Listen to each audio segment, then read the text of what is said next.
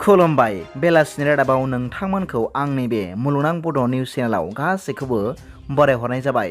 आसा खालामो नोंथांमोनहा गासै मोजाङै दं। बे समाव आं नोंथांमोननि सिगाङाव बेलासिनि मोननैसो खौरां लाना फैलायबाय। अन्नानै भिडिअखौ स्किप खालामाजासे जोबजासिम नायलांदो। दिनैनि बेलासिनि मोननैसो खौरांफोरा जाबाय। गिबि रादाबाव दं आसामनि आगुनि हादरसा बेंगिरि अजय सिंहआ दिनै रुंसारि जाबाय होनना मिथिनो मोननाय जादों। मिथिनो मोननाय बादिब्ला बिथाङा 2003 मायथाइनिफ्राय 2008 मायथाइसिम आसामनि रायजो बेंगिरि हिसाबै हाबा मावदोंमोन होनना मिथिनो मोननाय जादों। मख'नो गोनां बाथ्रादि बिथां अजय सिंहआ आगुनि आजिरा मोननाय सासे लेफ्टेनेन्ट जेनेरेलमोन होनना मिथिनो मोननाय जादों।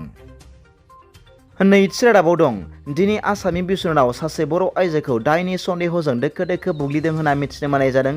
खौरां मोननाय बादिब्ला अनजलि स्वर्गियारि मुंनि सासे आइजो फुजारिया माखासे बाथ्राफोरखौ फोरमायहोनो दायनि सन्देह खालामजानाय आइजोखौ बुनो थाखाय बिथोन होदोंमोन। बेनिखायनो माखासे सुबुंफ्रा दायनि सन्देह खालामजानाय आइजोखौ बुदोंमोन होनना मिथिनो मोननाय जादों। बे जाथायखौ मिथिनानै जायगानि पुलिस हान्जाया जाथाय जानाय जायगायाव नुजाथिहैनानै दायनि सन्देहजों बुग्लिजानाय आइजोखौ रैखा खालामहैदों होनना मिथिनो मोननाय जादों। पुलिस हान्जाया फुजारि अनजलि स्वर्गियारिजों लोगोसे सा-8 जन सुबुंफोरखौ आइजोखौ दायनि साजायनाय आरो बुनायनि दायाव हमदों होनना मिथिनो मोननाय जादों। थामथि रादाबाव दं दिनै फुंनि 3:30 रिंगायाव हारियानानि खौराङाव माइरंनि मिल बायना गोग्लैनायनि जाउनाव साब्रै खामानि मावग्रा सुबुंफ्रा अबथिरा जिउ गारनांदों होनना मिथिनो मोननाय जादों। खौरां मोननाय बादिब्ला बे मिल बायनायाव दासिमबो सा-25 जन सुबुंफ्रा सिङावनो होसिनजाना दं होनना मिथिनो मोननाय जादों। मिथिनो मोननाय बादिब्ला सा-120 जन खामानि मावग्राफ्रा बिल्डिंनि खिरखिजों बारज्रुमना जिउ रैखा खालामनो हादों। मिथिनो मोननाय बादिब्ला बे बिल्डिंआव गासै सा-200 जन खामानि मावग्राफ्रा थायो होनना मिथिनो मोननाय जादों। जाथायनि सोमोन्दै मिथिनो मोननाय बादिब्ला बे माइरं मिला गिदिर बेरफ्रुनाय सोदोब जानानै गोग्लैदोंमोन होनना मिथिनो मोननाय जादों।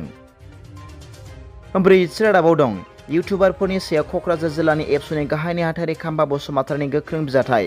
आथिखालनि ससियेल मिडिया बाहायग्रा लाइमोनफोर इउटुबारफोरा समाजनि मोजां खामानि मावनायनि सोलाय गाज्रि सहायथावै राव बाहायना गुबुंले खालामनायनि हेंथायै गोख्रों बिजाथाइ होदों। बिथाङा बुंदों दि जायफोर लाइमोन इउटुबारफोरा आरो ससियेल मिडिया बाहायग्राफोरा माखासे लोंलाय जानाय अश्लील गाज्रि भाषा बाहायनायफोरखौ नुनो मोन्दों होनना बिथाङा खौरांगिरिफोरनि सिगाङाव फोरमायदों। बिथाङा बुंबावदों दि बेफोरबादि गाज्रि राव बाहायनायफोरा जोंनि बर' समाजाव गैया जालांनांगौ होनना फोरमायदों आरो लांदां बैसागु मोसानाय बर' हारिनि थामोन्दा बेखौ फोसावनो थाखाय क'क्राझार जिल्ला बर' फरायसा आफादा खावलायदों। दिनैनि बेलासिनि मोननैसो खौरांफोरा दा बेखिनिल'मोन।